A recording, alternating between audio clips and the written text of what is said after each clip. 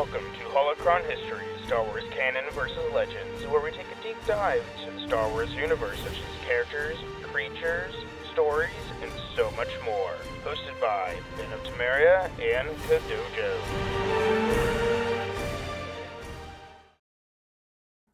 Welcome back, Acolytes, Adepts, to Holocron History, Star Wars Canon vs. Legends. I'm one of your hosts, Brandon, or also known as Ben of Temeria, and always with me is my good friend, Kodojo. Hello there. And we are here to finally bring a close to the Nihil, finally going over everything in this last part to finish this faction up, because, my gosh, is there a lot? There's a lot. And in the pre-show before we started recording, me and Dojo really get off topic real quick because oh boy, so for anybody who doesn't know, this is a little fun tidbit. There's a card game that is making a return for almost 20 years ago. Chaotic. If you don't know what it is, you're probably not old enough to know what it is.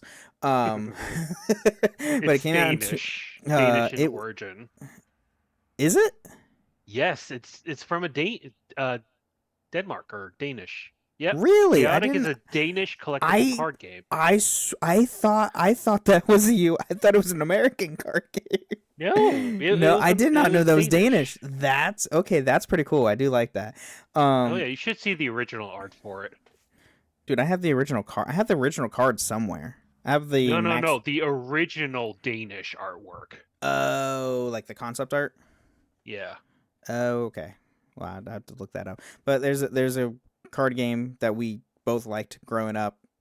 It only lasted like maybe 2 years, maybe 2 years. It did not last long. There was a TV. Oh God, we're already getting There off was a topic show. here, buddy. Oh yeah. Yeah. No, it lasted for 4 years. Did it? No, a little longer. It got pulled off in 2020, not 2020, 2012. Oh wow, it got defunct in 2012. Holy crap! And then an online version was started in 2007. That's 2007. Yeah, not 27. 2007. I said 2007. Oh, 2000. Just say 2007. Gosh, okay. I did not know it lasted 5 years. Wait, there's organized tournaments? Oh God, yeah, we need to get back on topic here, man. Anyway, going back to Star Wars, we're here to talk about the Nihil, not Chaotic, even though that would be great. If you don't know what that is, I'm sorry. If you do know what it is, you're educated. You're old. You're old. Hey, I'm 32. It's fine. But anyway, getting back to the Nihil, which, a lot of things happened with the Nihil specifically. We're getting into, is this phase 3? Or almost phase 3? No, we're in the eventually. Or is this still phase 1? This is still phase 1 because we haven't gone over the destruction of. Oh, that's right. Starlight hasn't happened. All right, so getting back to the Nihil and the raids, specifically aftermath of a specific raid.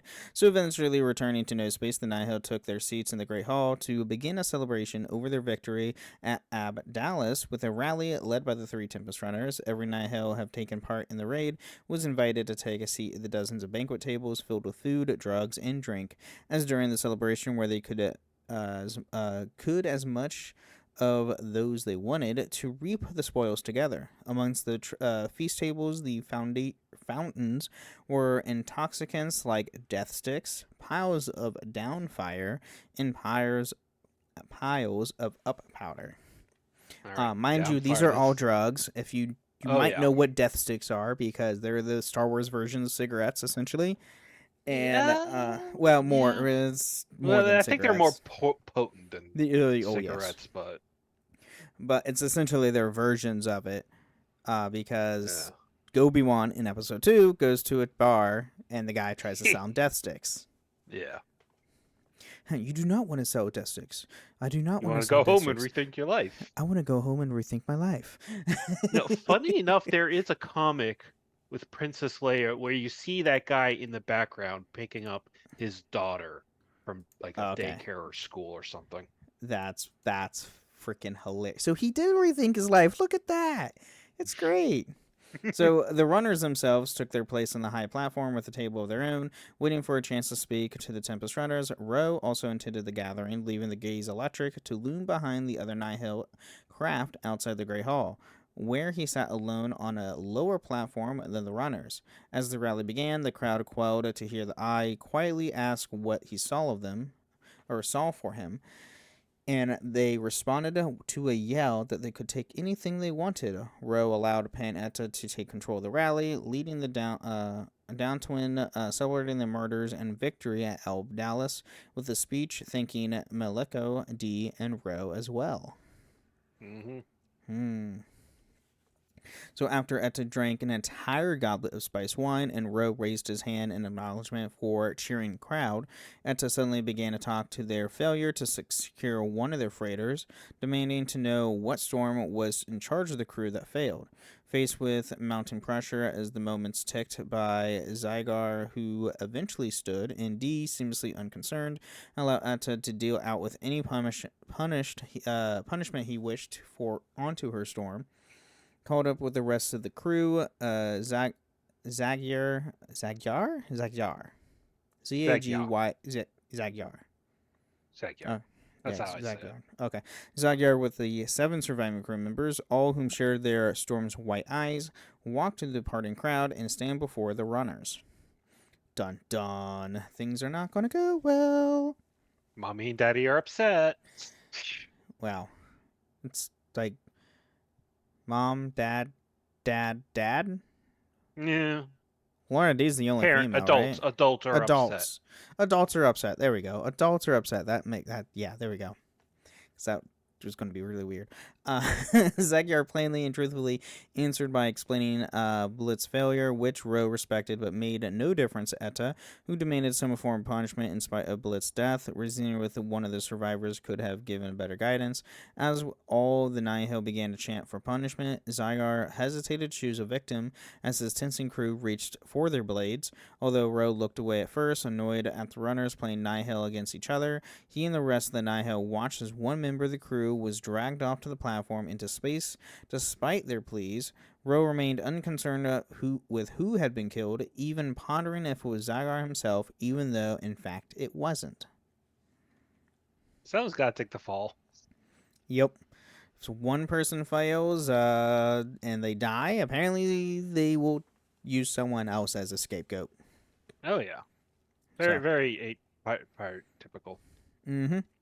So with the lesson clear, Etta let the party, he said that Nihil had earned to begin, enabling any Nihil who disagreed with the execution to hide it through their indulging in the celebration or simply keeping on their mask, as a loud music began to fill the room. But before any of the runners could become drunk, Ro pulled the trio away to the back room at the far end of the Great Hall, ignoring the many Nihil who reached out to them to try to establish connections with their leadership. Passing its 2 droid sentries and entering the room, Maliko was first to speak, and they complimented the party, only for Ro to remove his mask to show his face, striking fear into the hearts of the 3 runners. He's like, yeah, I'm done with this crap, and takes his mask off. That's great. There you go. Questioning whether it was indeed a good party or simply a large one, before also noting that there were many new Nihil within the 3 Tempests. The Eye advised the runners that they would need to slow down operations to not stretch themselves too thin, although D believed such an idea would not go over well with the Tempests. When Etta realized Ro was again talking to them about the Republic, he remained sure the regime would not target their group, and also noting the paths would keep them safe. Yeah, you just jinxed it. Yeah, majorly. Completely. Speaking in the way that they made it seem that they had nothing to do with the great hyperspace disaster, Ro made it clear that the emergencies hitting the Outer Rim were bringing destruction that had encouraged a major Jedi-backed investigation, only for Atta to remark that he wanted to kill a Jedi, ignoring Atta's state by noting the Tempest Runner would die and need to choose a Storm who could replace him. Roe, after letting the tension build until he was sure none of them would be open to challenge him again, during the conversation, argued that the Nihil could easily be found by the Jedi or RDC because they were suddenly the only group available to travel in hyperspace, noting that a simple RDC task force would be enough to wipe out the competitively small pirate organization. Which isn't wrong. I mean, No, th- no, he's absolutely this, great at this point. yeah, I mean, the strength of this is that they have their own paths. They can't really be tracked. But in a straight up fight, the pirates lose. Mm-hmm. Yep. They have no discipline, no organization, no real way they could trust each other in a fight. Nope. Not at all. So, reasoning that the Nihil needed to halt operations to lie low, Rose stated that he did not want to offer new paths, although he did advise the runners to tell their subordinates, if they complained, that he saw a major new initiative in the future. When Dee inquired whether it was true, Rowe vaguely answered that he was always plotting new goals. When Rowe called a vote to decide whether to lie low, Maliko objected by claiming the Nihil needed to continue riding their storm, whereas Etta agreed that it is a good time to plan in case the Republic moved into their territory. Where Atta, he was kind of a more like head on his shoulders to a point Yeah. compared to the others. That's for sure. I'm trying to remember. I mean, they go through so many runners, Tempest Oh yeah. runners. Well, eventually they're just gone in general at some point. Oh, So, yeah. when Maliko's suspecting that he only agreed since his Tempest had greatly benefited from the Abdalis raid, an argument between Etta and Maliko began, but Dee, as always, kept her opinion quiet. With at least 2 against 2 opinion clear, Rose's double vote on the path matters secured and ensured there would be a pause on path activities until the Republic investigation calmed down. Seamlessly to the annoyance of the other 2 runners and Roe himself, Dee suddenly revealed she had wanted to propose a new job for her Tempest, needing a vote since it would involve the paths. She explained that she had a new group of 7 strikes under the cloud. Oh God. Eulitant Margorna, Yeah. We're growing up. who had come up with the interesting plan to kidnap the well-connected Blythe family to hold them for ransom. Yeah. Yeah, see how that goes. Ransom's always profitable. Yeah, as long as you can't track. Which, So, although Roe was initially fully opposed to the idea, Dee then revealed the family had moved to the planet of Elfornina, which she explained lacked a major security force while trying to hide that she knew there was a Jedi outpost on the world. Roe, too, knew the outpost and began to realize there was a chance that Cloud's team could capture a Jedi, which would do well in its coming goals. After Dee explained that she wanted the paths in case of a danger and the new group had a great potential, Roe pretended to be interested in the payload capturing the family would offer. Mm-hmm. He wants the Jedi more than the pay. He could care less about the credits. Oh yeah. So, claiming he did not want to get the attention of the Jedi, he agreed, cementing the matter with the 2 votes before asking to be given the plan and what team would need. When Dee and Etta returned outside celebration, and an angry Maliko stayed behind as Roe returned his mask to his face and walked out with him, complaining about how it was unfair to give Dee the job when he and Etta also had Tempest, believing the Tempest would be angry but unaware that Roe was interested in the Jedi on Elforia. Maliko offered to send the eye new ideas for jobs he could generate them both wealth. Hey, how come I can't make any money, but they Right. can? Ugh. So when the 2 left the room, Roe moved to look into space from the edge of the platform, although Maliko followed closely behind him and, believing Roe to be a coward, claimed Asgard would never have shut down the paths. Finally reacting by going still, Roe reminded the Weequay that he had succumbed to the dead man as the Eye. Succeeded the dead man as the Eye. Sorry, thank you.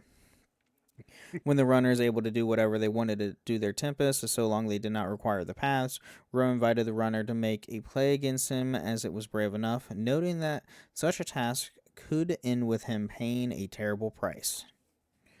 Hey, you can do AKA, your you're thing, but dead. you just can't use my pass. Yeah. And that's the So, only security you got. mm-hmm. It's like you can try to go with these without the pass, but you're probably dead. Mm-hmm. So, which fun fact, pretty much. All right, so as fallout from the Great Hyperspace ended in the Trimant system, the Nihil arrived above the planet Trimant 4 in a large spaceship, or starship. Nihil landed on Brawlanac? Brawlanac?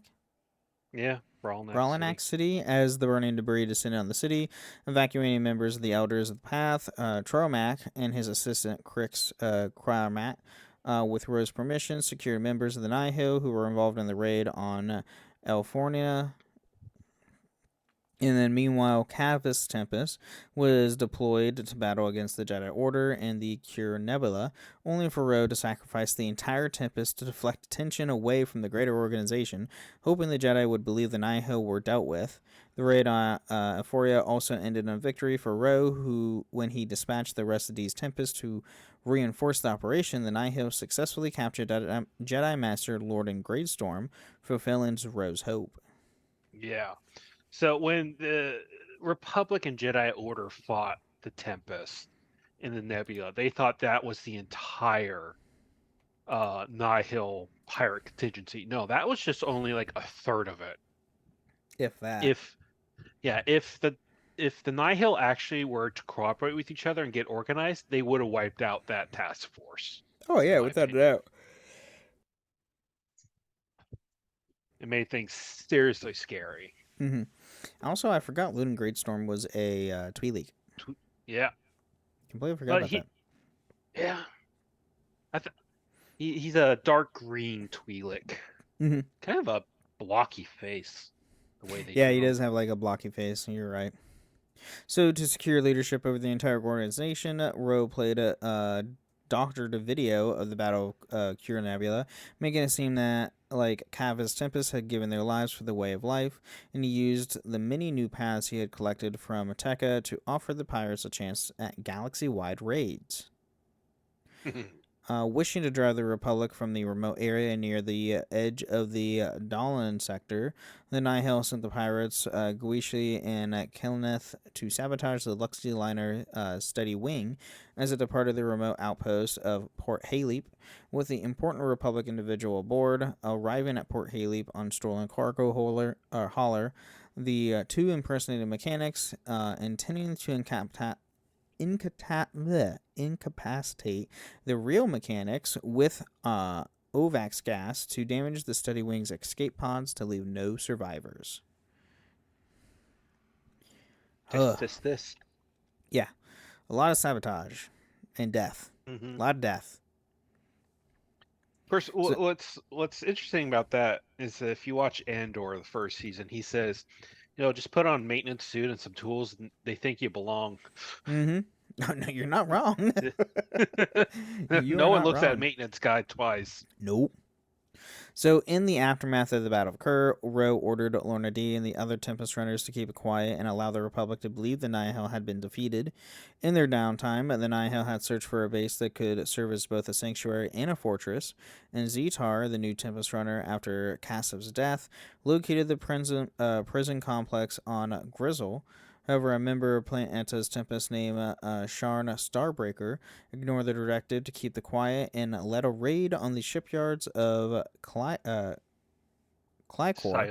Silor, in the hopes of looting the Innovator, a New Republic ship.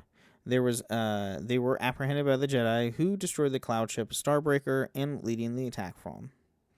So, hey, the Nihil aren't dealt with. Yeah, is this planet? No, it wasn't Corellia. It's planet Silor. Okay. Yeah. Because I know there was a book where the Nihil led a raid on dang it, Corellia. Yes. God, my brain's half fried today. Yeah, and that you and me both. Yeah, that. By the way, yes, I see you sent me the. God dang! I like the That's the new original arc. art. I That's the mean, original it's art. concept, so it is what it is. But like, oh my god, I like the new stuff. The actual release. So later, Etta was called back to Grizzle and to met with D and Zetar, who had constructed a power suit. Etta mocked him for it and to begin fighting until it was stopped by D. Etta asked the other Tempest runners why he called back to Grizzle, and Zetar explained it was because he messed up. Lorna clarified that it was referring to the attack on Cyclor, which left the entire cloud dead and placed in the Republic on high alert. As Lorna and Zetar insulted Sarn Starbreaker, Etta insisted that the raid's failure was not his fault, as there were Jedi at the shipyard, but Zetar still chastised Etta for not listening to Ro's orders to lay low. Which, It's leaders. true. It's never the leader's fault. It's always somebody else's fault. That's a lie, everyone. It's always at the top. It's always the top that takes command and responsibility. Anyway, Pan countered by saying that they should not listen to Ro anymore, as the Nihil had grown beyond his influence. However, Ro eventually arrived and threatened Etta by tricking him into electrocuting him. Etta only saved by D. Even more angry towards Ro, Etta revealed that the others that Ro didn't provide the paths himself and instead receives them from Mari Santaka, something he learned from a man named Udi Dis, who had been on board the Gaze Electric. Well, you've now found his secret, so now you have to die. Yeah. So Etta was then staged a public argument with Ro regarding the Nihil's recent inactivity following the Great Disaster, drawing the attention of the other Nihil forces gathered on Grizzle. There, he revealed the same secrets of the paths to the Tempest to undermine Ro's authority. However, Ro diffused Etta's challenge to his position by turning the crowd's attention to the Nihil's next operation, an attack on the Republic Fair, with the aim of killing Republic Chancellor Lena So. With the Nihil stirred into a frenzy, Etta was left with no choice but to join in and their renewed support for Ro. I love that. Yes. Enough about that. Let's plan our next big attack. Yeah. You hear this? Oh, yeah, no. Sorry, everyone. We're attacking the Republic Fair. We're going to kill the Chancellor. Yay! Oh, okay, cool. What was this about the past? What now? So, yeah. All right. Well, let's take a quick mid break. Thank our patrons, and we'll be right back.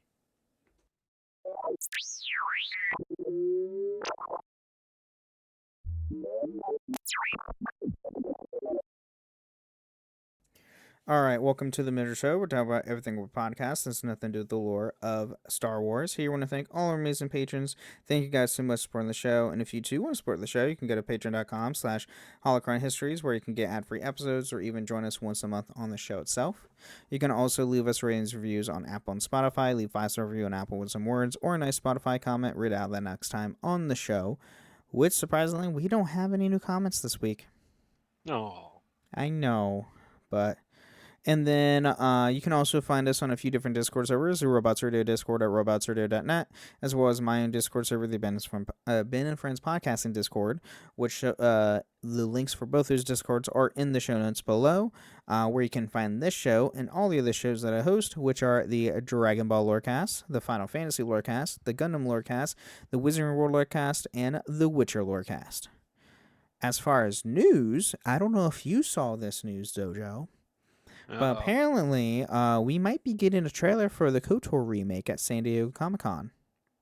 I read an article. I didn't post it or anything, but supposedly the new release date for the KOTOR remake is now 2028. Yeah, well, I mean, I kind of figure it was going to be at least like the next couple years, if anything, because they had to scrap the project and start from ground up again. Yeah. Because so here's Saber the question, and Active though. took over. Here's the question, though. Are we going to get KOTOR remake first or the Fate of the Old Republic first? Ooh, that's a good question. That's a good question. I feel like we'll probably... Because I know the director for Fate of the Old Republic said that it's going to come out before 2030. So yeah, no, it'd be... I don't know. That's a very good question. That's a good... Hey, I'd be fine if we get it both in the same year. Just saying. That's too much to hope for. It is too much to hope for. Fate's probably going to be 2029. Let's be honest. Yeah. It'll come out 2029. We'll get Old Republic remake in 2028. Hey, but back-to-back years of KOTOR? Oh, absolutely. Yes, please. So, all right. Well, I have nothing else in news because there was really nothing. Hey, San Diego Comic-Con is this upcoming weekend. This upcoming weekend. So stay tuned for if we get news for Star Wars stuff during that. So, and I think D23 is coming up soon too, isn't it? I think we said that last week. Yeah. I can't remember. It's August or September. That's one of the two. I'm looking it up. August 14th through the 16th. Okay, August. Okay, cool.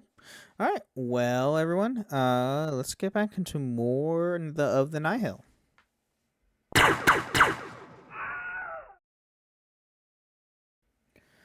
All right, so now we're getting towards the end of Phase 1. So this is the attack on Valo, specifically the Republic Fair, because that's where the Republic Fair is being held. So after Ro quelled the descent. Yeah. From Etta and the other Nihil, they prepare their attack on Valo Republic Fair. The Republic Fair was another one of the Chancellor Show's great works, meant to unite the galaxy and show that they had recovered from the great hyperspace disaster and the emergencies. The Marauders had helped see the carnivorous plant-like Dringir species across the Outer Rim to distract the Jedi, which succeeded. Most of the Jedi of Starlight Beacon, including Marshal Chris, being off fighting the Dringir while the fair occurred, which this is during the comics, by the way.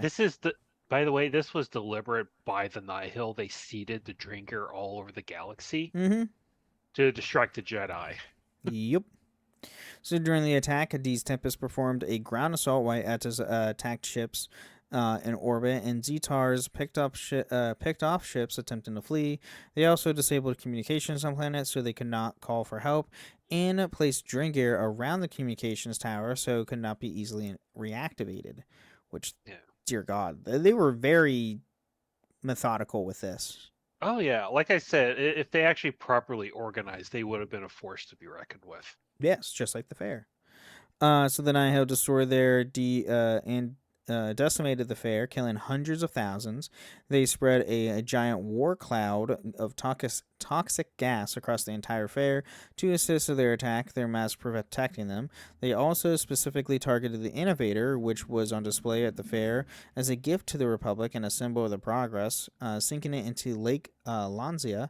Etta remained aboard the Allegencia during the raid, coordinating the overall operation, while Dee fought on the ground. She dueled Ugar Jedi Archivist Orbal Inn, who bored her with lectures on Jedi artifacts during their fight. Which that was hilarious. That's also, by the way, that's hilarious. Lulling them to sleep. I'm trying to remember. Ugar. Oh, it's the blob-like. He's like the blob, sentient blob. Yeah. I forgot. I was like, who's an Ugar? I can't remember. Wait a second, they actually have a suit. Scroll down a little. They have a suit. On the Ugar? Yeah. Oh my God, that's awesome. It looks like the suit they use in Hellboy and the Golden Army, almost. It kind of reminds me of one of Ben 10's aliens. I didn't watch Ben 10 all that much. Oh, never mind then. It was the Russian alien that had he was living lava that was encased in a suit. But yeah, he had an alien like that. Kind of reminded me of that. All right, so the Nihil also destroyed Sky Islands, known as the World Pavilions, that represented the different planets of the Republic.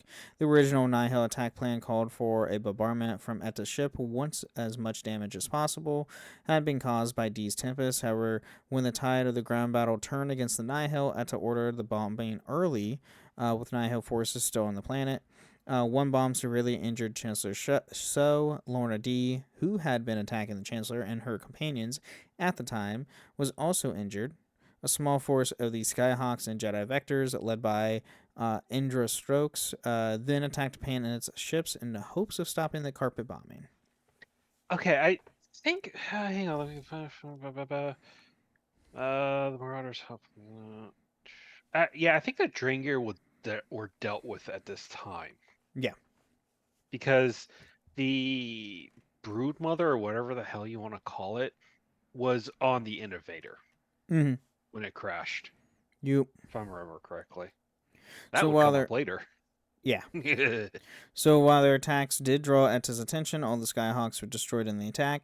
And Stokes was left alone, and her fellow Jedi were forced to retreat with the damaged vectors before Indra's ship could be destroyed. After communications were restored by Jedi Padawan Ram uh, Jamorum. Jormorum? Oh, the Draguda fleet arrived, summoned to rescue their imperiled ruler on the planet below. Outmatched by these new arrivals, Pan ordered the forces to retreat, leaving his fellow Tempest runners and their forces to fend off for themselves. Because that's great.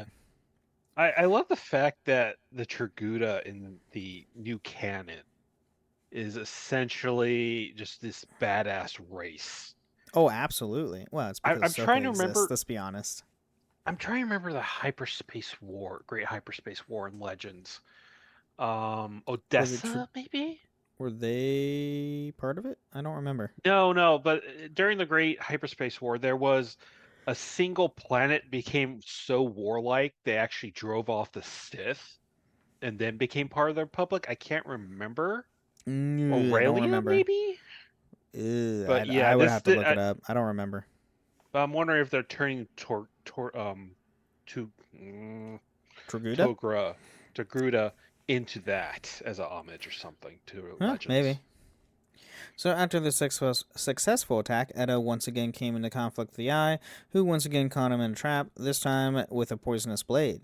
He was given an antidote by Lorna D, who told him that she agreed with his frustrations with Rose's leadership. D told the Datwin that another attack on the Size Lord shipyards would catch the Republic off balance and vulnerable. Etta agreed with this move and moved to attack the shipyards alongside D's Tempest.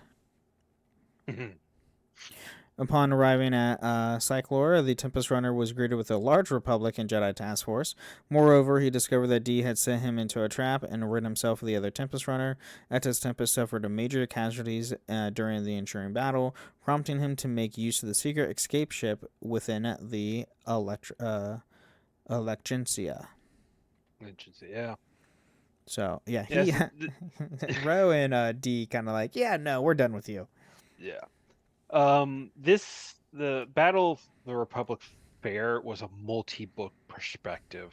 Mm-hmm. At least 3 books, I think. Yep. That it was. So, and then now moving to the Battle of Grizzle. So, on Grizzle, Ro was contacted by D, informed that a Republic ship was approaching Grizzle, and ordered D to destroy the ship. However, the ship, occupied by Nihil Quinn Amarant, with the Republic prisoner Clearin Chikrat? I don't know, Chekkat, was allowed to land after Amaranth hailed the fellow Nihil at Grizzle. Unbeknownst to all of them, a pair of Jedi, Andrew Stokes, and the Great Storm's Padawan Bel Zettifar hid aboard the ship. They activated a homing beacon upon the vessel which had scanned, signaling another Jedi to the Nihil outpost location. Using his helmet internal display, Ro watched footage broadcast from D's own mask of Chikrat and being dragged into D's chambers. And that's great. Amaranth then revealed that Chikrat knew the existence of a disruptor field possessed by the Republic that could disable all types of energy weapons. Zetar ordered Lorna D to kill Chikrat. At the same time, unknown to him, however, Ro's captive Jedi Loden Greatstorm had used the mind trick on his scientist, Kisma Ultrasund, to order to have the Jedi released. However, Ro was eventually apprehended him and held the Jedi's own lightsaber to him. Yeah. Yeah. And things don't really go well from there. By the way, Loden Grainstorm is just going through a lot of torture. Oh, God. He's going through so much torture. Yeah, he's being manipulated. He's seeing innocent people being tortured. He's getting Mm-hmm. tortured himself. He's being drugged. It's bad. Oh yeah. So at that moment, Jedi Master Stylingios and his Red Group departed the ongoing Second Battle of Cyclor. Having received the homing signal, arriving at the Grizzle and assaulting the base, and began attacking the base in what became known as the Battle of Grizzle. Dee gave the word to abandon the base, and most of her Tempests immediately scattered because they're cowards. No, they usually are. Yeah, that's fair. Ro was informed they attack before Great Storm uses distraction as an opportunity to enter the fight with him, in which Great Storm managed to get outside of the ship. Ro followed him and then immediately came under fire from a vector, forcing him to throw himself to the deck, his armor protecting him from harm. Plot armor, that is. Mm-hmm. And during the attack, Jedi Bell Zettifar was briefly united with Greatstorm, who had his thought dead master. However, Marchion Ro unleashed a living weapon called the Great Leveler against the Jedi, killing Greatstorm and traumatizing Zettifar. In the aftermath, the Jedi assumed that the Twi'lek Tempest Runner Lorna Dee, who had escaped the battle, was the true leader of the Nihil. As the response to the attack on the fair, the Republic launched a campaign called Operation Counterstrike to wipe out the Nihil. At some point, while a number of other Nihil raids had recently failed, the Nihil of Dee's Tempest carried out were a successful raid on Krupp's munitions, during which they captured a number of Nova charges. Yeah, hang on. I'm looking through the notes here, and we're seeing nothing about their involvement in bringing down. Yeah, I don't know. The wiki didn't have. I thought the wiki didn't have everything. That's weird. Which is, yeah, it's weird. Well, so quick summary. Starlight Beacon went to Iridadu. Oh God, I can't say the name right to save my life. To help with some disaster there. The Nihil decide to raid Starlight Beacon, break it in half, have one half filled with the Great Levelers, which became like a horror movie for the Jedi. There's a horror movie for Disney right there. And they're both falling into the surface of Iridadu, and all the galaxy is going there to try to help pull these things out and do something, but nothing's happening. Yeah. And meanwhile, the Electric Gaze is in the back watching all of this out in the open. Yep. Because they still think Dee is the leader and not Marchion Ro. Mm-hmm. Which, yeah. I mean, let's be honest, like, this is kind of where the Nihil technically does end. Because then it just becomes Marchion's entire faction. Government. Yeah. Yeah. So I get why this is like where the quote unquote the end. But we do have their legacy. So after establishing their own government and empire in the inclusion zone behind the hyperspace blocking storm wall, behind which Ro ruled over Nihil space, the Nihil were finally defeated and surrendered with the Battle of Eridu and concurrent mission to Planet X. The defeat of the Nihil would be celebrated across the galaxy, and most planets that had been within the inclusion zone were equal to rejoin the Republic. Yeah, and during this time, the Nihil simply kind of devolved from their original organizational structure. Mm-hmm. And a couple of them, you would take over certain planets and be like dictators of that. And they would go out, raid a couple planets, and fall back behind the storm wall, which only they can get through because of the path engines. Yep, that's true. Any other hyperspace attempt would end with them being torn apart or thrown into a different part of the galaxy altogether. I'm pretty sure most of them were just straight up destroyed. They were like hitting a brick wall, essentially. Yeah. So however, their relative independence on planets experienced with the Nihil space gave them pause. When presented the option of return to the Republic, others still remained under the control of the now renegade Nihil warlords. So, recognized the galaxy had changed thanks to the Nihil, whose offensive had damaged the Republic's reputation and created a possible division between Republic loyalists and those less enthusiastic towards the government. In 200 BBY, the Jedi Padawan Shan recalled the Nihil as an illicit organization that once invaded the Galactic Republic. Now, Padawan Shan, he was. This is this is a standalone Chinese novel. That Was it? was like 300. Yeah, it was like 300 chapters or something. It was like a web series, a web book.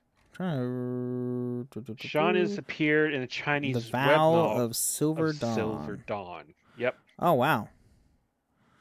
Yeah, the original simplified Chinese is a canon web novel written by author pseudonym His Majesty the King. What? How is I this don't know. can? How is this canon when it's not in English? I don't know, and it's weird that it's like only in Oh China wait, or there's an something. official English title, The Vow of the Silver Dawn, on Twitter. While official permission of the web novel is confirms the canonical spelling of Sean, the novel's protagonist. Beckamore and Akitashi spelling is confirmed. The Star Wars Galaxy maps. Okay. This doesn't see. Okay, yeah, it's not in English. That's weird. Yeah, It's this was really a weird. weird. This was a weird standalone thing. It's really weird that it's canonical, but only in Chinese. Yeah, That's the weird thing. I mean, yeah. we have High Republic manga that's canonical, but they're English. Yeah. It's weird. I don't know. Anyway, so during the time of the Galactic Republic, the warlord Buriam Ro utilized Empire. Galactic what did Empire. I say? What did I say? Republic? Galactic Republic. Yeah. Oh, Galactic Empire. My bad. Completely different. The warlord Birmium Ro utilized rhetoric and imagery associated with the organization. As such, Grand Moff Wilfum Tarkin of the Empire sent his protege, Lieutenant Commander Elian Zara, to destroy the Ro in his operation. In 9 BBY, the Jedi Knight Cal Kestis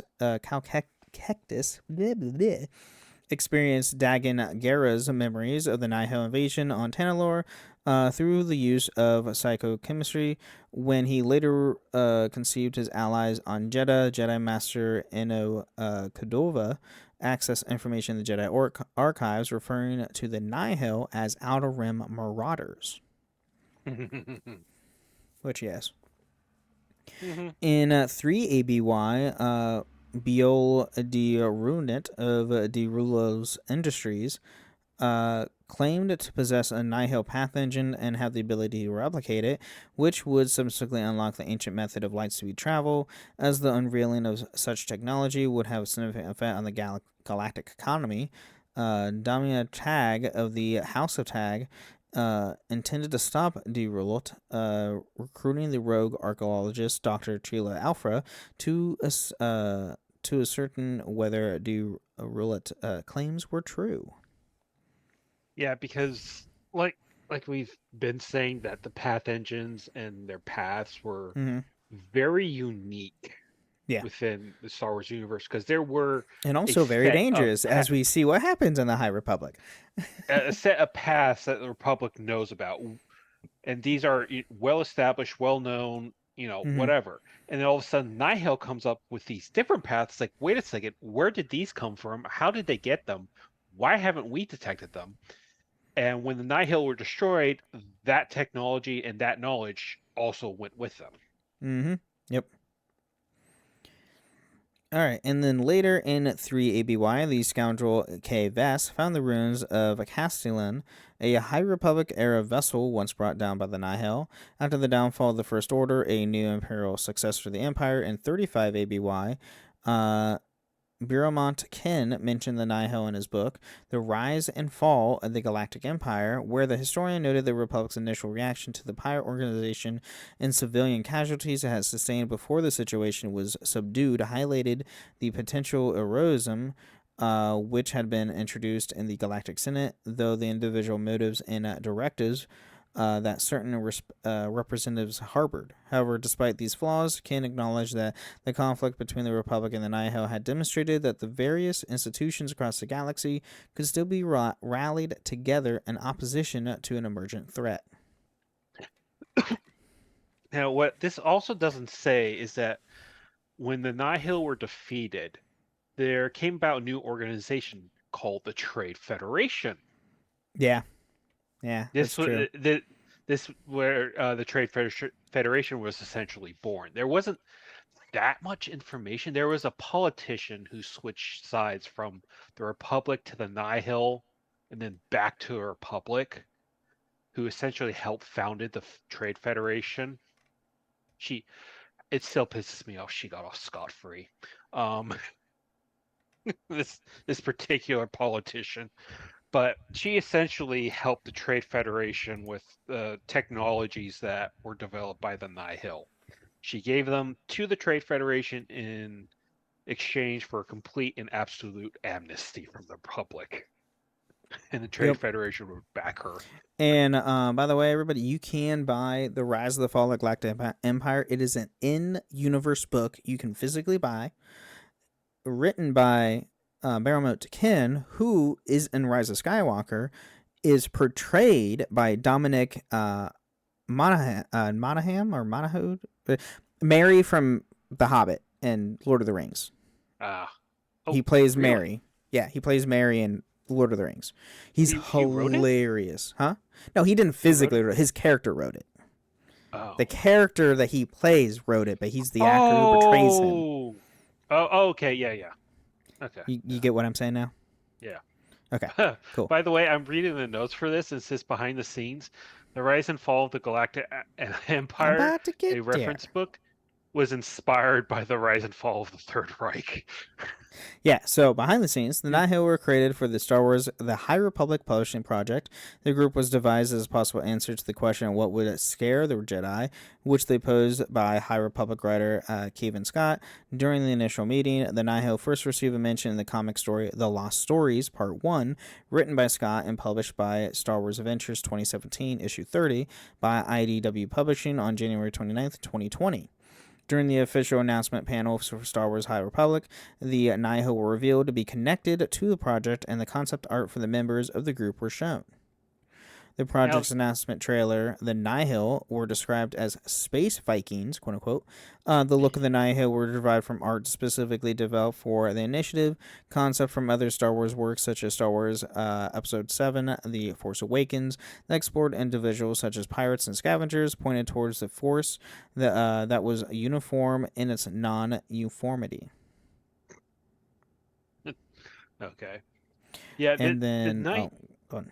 Sorry, the Nihil were one of the few enemies of the Republic that weren't Force sensitive or Sith backed. Yep. I would love. They're like one of the only normal ones that they fight. Yeah.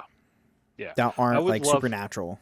Yeah. I would love a book, just one book of the Sith during this time, what they thought. It's like, what the shit are they doing? It's like, wait a second, we've been planning for 800 years here. How are they doing this with no planning whatsoever? Right. Or like, maybe we should use these levels. Oh, we know they eat the Force. Never mind. So in writing the Nihil, Charles Soule, author of the novel The High Republic, Light of the Jedi, wished to explore a villain that would truly frightening and lack of loyalty to any ideology, unlike the majority of villains in Star Wars. Justina Ireland, author of The High Republic, A Test of Courage, saw the Nihil and the havoc they wreaked in different parts of the galaxy as the opportunity for smaller storytelling, as well as Jedi engaging in a battle that did not necessarily involve the light side of the Force against the dark side, but instead was simply survival. Mm-hmm. Yep. Yeah, there's the parts in this where like light and dark doesn't really matter. It's just them trying to survive. Because at this point, like during the High Republic, that's majority of the time they were just trying to survive because the Nihil, with just the levelers themselves, posed a giant threat, and it is freaking insane. Mm-hmm. And this was a fun, not theory. A thought of, what if you take the worst of the galaxy that weren't Force sensitive, put them all together and have them with no morals or scruples whatsoever and just have them go against the Republic. Yep. It's not more argument of, oh, we're right and you're wrong. It's we know we're the bad guys and we're going to do what we want. Yep. Pretty much what all it is. So, Yeah, that's all we have with the Nihil. Do you have any final thoughts or anything, Dojo? Not real. They're all scumbags. That I they mean, there are. was even a Gungan at Yeah, one point that's among the true. That is ranks. a very true. There was a Gungan Nihil, which is Funny to think about. Meats are going to kill you. Yeah, pretty much. But yeah. All right, well, everybody, thank you again for listening to Holocron Histories, and may the Force be with you. Thank you for listening to Holocron History, Star Wars Canon vs. Legends. You can find us on the Robots Radio Discord at robotsradio.net, the Bennett Friends Podcasting Discord, where you can share your thoughts, experiences, and love for the Star Wars lore. And don't forget, for the Republic!